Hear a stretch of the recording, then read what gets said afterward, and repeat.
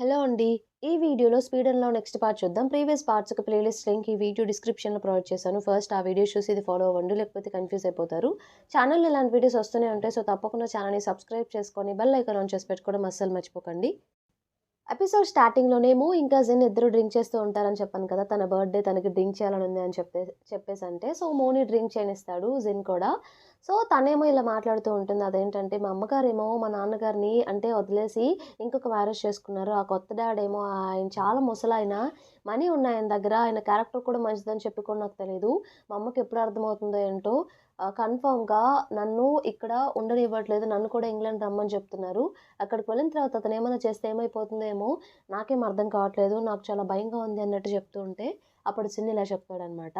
మీ అమ్మేం పిచ్చిది కాదు కదా! సో, అన్నీ చూసే మ్యారేజ్ చేసుకొని ఉంటుందిలే. సో, నిజంగా ట్రూగా లవ్ చేసింది కాబట్టి ఇన్ని ఇయర్స్ తర్వాత మళ్ళీ మ్యారేజ్ చేసుకుంది. నువ్వేం దాని గురించి అంత ఆలోచించాల్సిన అవసరం లేదు అన్నట్టు చెప్తూ ఉంటాడు. ఓహ్! మా అమ్మ అంటే మీ అమ్మ కదా! మా నాన్న మీ నాన్న కదా!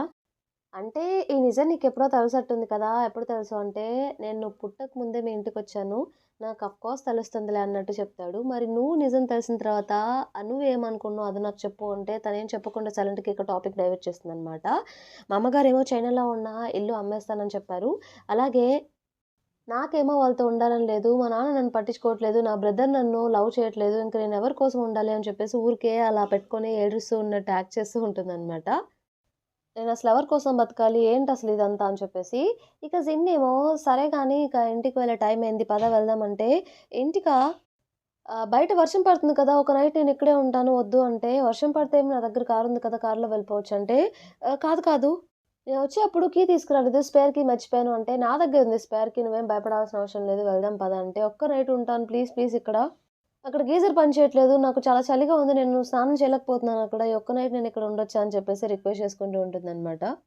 జిన్నేమో అదంతా కాదు అని చెప్పేసి లేచి రా వెళ్దాం అని చెప్పేసి అంటూ ఉంటాడు.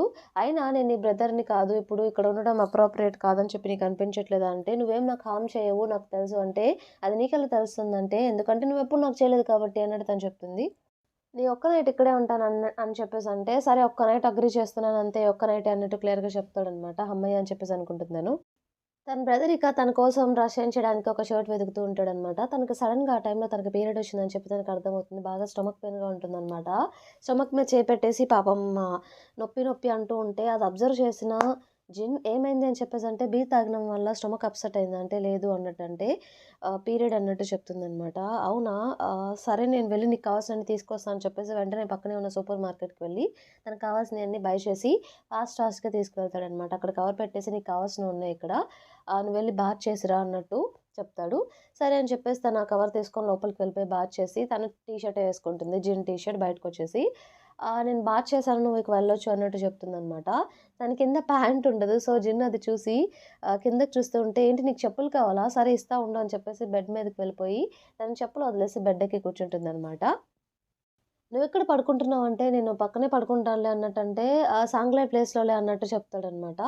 సరే అని చెప్పేసి తనిక పడుకొని పోతుంది. అంటే జస్ట్ అలా పడుకుంటుంది. ఇక నేను వెళ్తున్నా అని చెప్పి వెళ్ళిపోతూ ఉంటే, ఏదో సౌండొస్తుంది. వెంటనే వెళ్లి చూస్తే, "ఏం కావాలి? ఏమైందంటే," "ఏం లేదు నాకు కొంచెం పెయిన్ ఎక్కువగా ఉంది" అన్నట్టంటే, ఆహ్, "మరి హాస్పిటల్‌కి వెళ్దామా?" అంటే, "లేదు లేదు ఇది అలవాటే నాకు" అన్నట్టు తను చెప్తుందనమాట. తనేం చేస్తాడంటే, జెన్ గూగుల్‌లో చెక్ చేస్తూ ఉంటాడు. అంటే పెయిన్ రిలీఫ్ అవ్వడానికి ఏమన్నా మనకి పాసిబిలిటీ ఉందా అని చెప్పేసి. సో, ఇలా చేయమని చెప్తాడనమాట. వార్మ్ చేసుకో ఆ ప్లేస్‌లో అంటే, ఆల్రెడీ చేస్తున్నాను బట్ ఎఫెక్టివ్‌గా లేదు అంటే అన్నట్టు తను చెప్తుందనమాట. వెళ్లి కింద ఈ పాయింట్‌లో ప్రెస్ చేస్తే పెయిన్ తగ్గుతుందంట అన్నట్టు చెప్తూ ఉంటే, ఏమో నాకు తెలీదు అన్నట్టు తను చెప్తూ ఉంటే, ఉండు నేనే ట్రై చేస్తా అని చెప్పేసి తన చేయి పట్టుకొని తన చేత్తోనే అలా ప్రెస్ చేస్తూ ఉంటాడనమాట. నీ చేయి చాలా వార్మ్‌గా ఉందని చెప్పేసి తను గట్టిగా పట్టుకుంటుంది. తను అలాగే పట్టుకొని ఇలాగే ఉండనివ్వు కాసేపు అని చెప్తే కజిన్‌కి వేరే చాయిస్ లేక అక్కడే కూర్చుని పోతాడనమాట. తన హ్యాండ్ అక్కడే పెట్టేసి తనిక పడుకుంటూ పోతుంది. తనకి మళ్ళీ గాలాడట్లేదని చెప్పేసి విసురుతూ ఉంటాడు అక్కడ పక్కనే పేపర్ తీసుకొని ఒకటి తన కోసం కోసం. అప్పుడే మనకి చిన్నతనంలో జరిగిన ఒక క్లిప్ చూయిస్తారనమాట. సో, తను ప్రెగ్నెంట్‌గా ఉన్నప్పుడు వాళ్ళ అమ్మగారు సో, జిన్ని వాళ్ళ నాన్నగారు బయట నుండి తీసుకొస్తాడు కదా! వాళ్ళ ఓన్ సన్ కాదు కదా! అందుకే ఇతన్ని చూసుకోలేదు. తన్ని బయట పెట్టేసేయండి. ఎక్కడన్నా మనం చేర్పిద్దాము ఆర్ఫనేజ్‌లో అంటే వాళ్ళ నాన్నగారు ఒప్పుకోరనమాట. వాళ్ళ నాన్నగారు. సో, తనేం చేస్తుందంటే ఇక వేరే ఆప్షన్ లేక సరే అని చెప్పేసి సైలెంట్‌గా ఉంటుంది. పుట్టాక కూడా ఇద్దరున్నారు కాబట్టి మనీ ఎర్న్ చేయాలి కాబట్టి తనెప్పుడు వర్క్ చేయడం ఇలా చేస్తూ ఉంటుందనమాట. తన ఫ్రెండ్స్ అడిగినా ఏం చేస్తాం మనీ ఎర్న్ చేయడం తప్ప నాకు వేరే ఆప్షన్ ఉందా అని చెప్పేసి అన్నీ నేను చూసుకోవాలి అన్నట్టు చెప్తూ ఉంటుంది.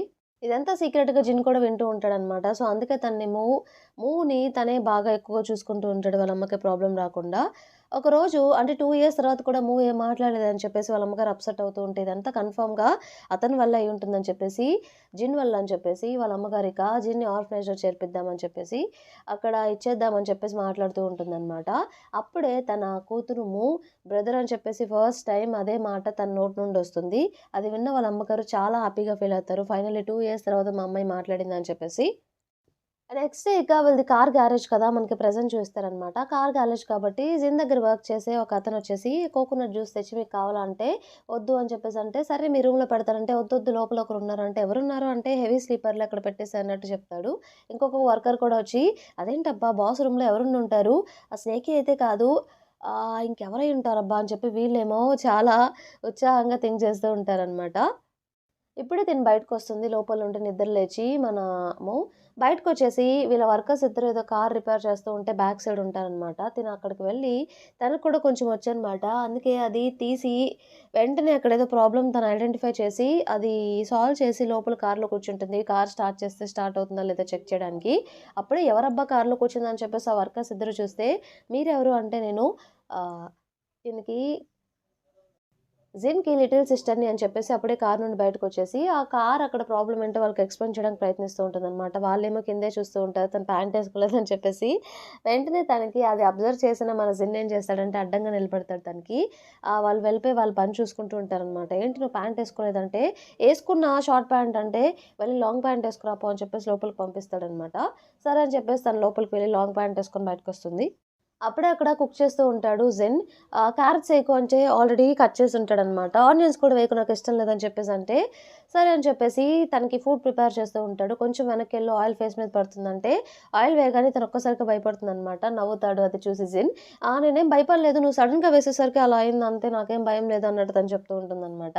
తన కోసం ఫుడ్ ప్రిపేర్ చేస్తూ ఉంటాడు. నీకు డంప్లింగ్ చేయడం వచ్చు, అలాగే ఫుడ్ ప్రిపేర్ చేయడం వచ్చు. నువ్వు చాలా టాలెంటెడ్ అంటే, ఏవోలే కొంచెమే వచ్చు అన్నట్టు చేసి బౌల్‌లో అది ఫుడ్ కంప్లీట్ చేసిన తర్వాత ఇదిగో బ్రేక్‌ఫాస్ట్ అని చెప్పేసి తనకిస్తాడనమాట. తనేమో అది పక్కన పెట్టేసి జిన్ దగ్గరికొచ్చేసి ఇలా మాట్లాడుతూ ఉంటుంది. నా బట్టలన్నీ నా లగేజ్‌లోనే ఉన్నాయి. అన్‌ప్యాక్ చేయడానికి హెల్ప్ చేస్తావా అన్నట్టు అడిగితే, అవసరం ఏముంది నువ్వు ఇక్కడేమి ఉండట్లేదు కదా! అంటే, కొన్ని డేస్ ఇక్కడే ఉందాం అనుకుంటున్నాను. ప్లీజ్, ప్లీజ్ అని చెప్పి రిక్వెస్ట్ చేసుకుంటూ ఉంటుందనమాట. అస్సలు ఒప్పుకోడు. At least 2 nights please, please, please అని రిక్వెస్ట్ చేసుకుంటూ ఉన్నా కూడా అసలు పట్టించుకోడనమాట. తనేమో తను కుక్ చేస్తూ ఉంటే ఊరికే అడ్డం వెళ్లి అడుగుతూ ఉంటుంది. 2 డేస్ ప్లీజ్, ప్లీజ్ అని చెప్పేసి. అయినా కూడా అసలు ఒప్పుకోలేదు. ఫస్ట్ నువ్వు వెజ్జీస్ కంప్లీట్ చెయి అని చెప్పేసి తన బ్రేక్‌ఫాస్ట్ కంప్లీట్ చేయమని చెప్తాడు. క్యారెట్స్ పక్కన పెట్టుకో అని చెప్పినా కూడా తను పక్కన పెడుతూ ఉంటే అది అబ్జర్వ్ చేసిన జిన్ వెంటనే దగ్గరకొస్తే లేదు, లేదు నేను తింటున్నానని చెప్పేసి తినేస్తుందనమాట. నెక్స్ట్ సీన్‌లో మనకి లిన్‌ని చూయిస్తారనమాట. లిన్ వచ్చేసి ఒకతని కోసం బాగా సెర్చ్ చేస్తూ ఉంటాడు. ఎందుకంటే ఒకరోజు తను నార్మల్‌గా రేసింగ్‌లో సంథింగ్ ఎక్కడో కాంపిటీషన్‌లో పార్టిసిపేట్ చేస్తూ ఉంటే ఒక హైవే మీద వెళ్తూ ఉంటాడనమాట అదే రూట్‌లో. తనకే తెలియకుండా ఒకరి కార్ తనకు అడ్డొస్తూ ఉంటుందనమాట. బట్ అది తెలుస్తుందేంటంటే అది నార్మల్‌గా హైవేలో పాస్ అయ్యే కార్ అని చెప్పి అర్థమవుతుంది. బట్ ఆ కార్ స్పీడ్ చూసి ఎవరితను ఇంత స్పీడ్‌గా తోలుతున్నాడు, నాకన్నా ముందెళ్తున్నాడని చెప్పేసి ఎలా అయినా సరే అతన్ని క్రాస్ చేయాలని చెప్పేసి ట్రై చేస్తూ ఉంటాడనమాట. ఫైనల్లీ క్రాస్ చేస్తాడు. బట్ స్టిల్ ఆపోజిట్ కార్ అతను, ఆ బ్లాక్ కార్ అతను ఎంత ఫాస్ట్‌గా వెళ్తాడంటే మళ్ళీ లిన్‌ని కూడా క్రాస్ చేస్తాడనమాట. ఇలా స్లైడ్ ఇచ్చినప్పుడు తన రైట్ సైడ్ పార్ట్ కొంచెం చూస్తాడనమాట. తన క్యాప్ మీద ఒక చందమామ ఆహ్, బొమ్మ అది చూస్తాడనమాట. అలాగే అతనికి తన మనుషుల్ని పెట్టి వెతికిస్తూ ఉంటే అదే సైడ్ యాంగిల్‌లో ఫోటో దొరుకుతుంది. ఫుల్ ఫేస్ ఫోటో దొరకదనమాట మౌంటైన్ ఏరియాస్‌లో. వాళ్ళ పెట్టిన మనుషులు కూడా ఇలాగే చెప్తారు. మాకు ఇలా దొరకలేదు. ఈ ఫోటో ఒక్కటే దొరికింది. ఈ సైడ్ నుండి ఫోటో అని చెప్పేసి. ఇది నేను కూడా చూసాను. బట్ అతను మాత్రం కన్ఫర్మ్‌గా ఎలా అయినా సరే అతన్ని పట్టుకోవాలి. చాలా ఈజీ. ఆ టైప్ ఆఫ్ కార్స్ ఎక్కువుండవు. మీరు గట్టిగా సెర్చ్ చేస్తే దొరికేస్తాడు. మీరేం చేస్తారో నాకు తెలీదు. అతను ఎలా అయినా సరే నాకు కావాలి అన్నట్టు తన మనుషులతో చెప్తూ ఉంటాడు. ఇంతటితో మనకి ఈ పార్ట్ కంప్లీట్ అయిపోతుంది. ఈ పార్ట్ మీకు నచ్చిందని చెప్పేసి అనుకుంటున్నాను. నచ్చితే తప్పకుండా ఛానెల్‌ని సబ్స్క్రైబ్ చేయండి. అలానే వీడియోని లైక్ చేయండి. Thank you for watching.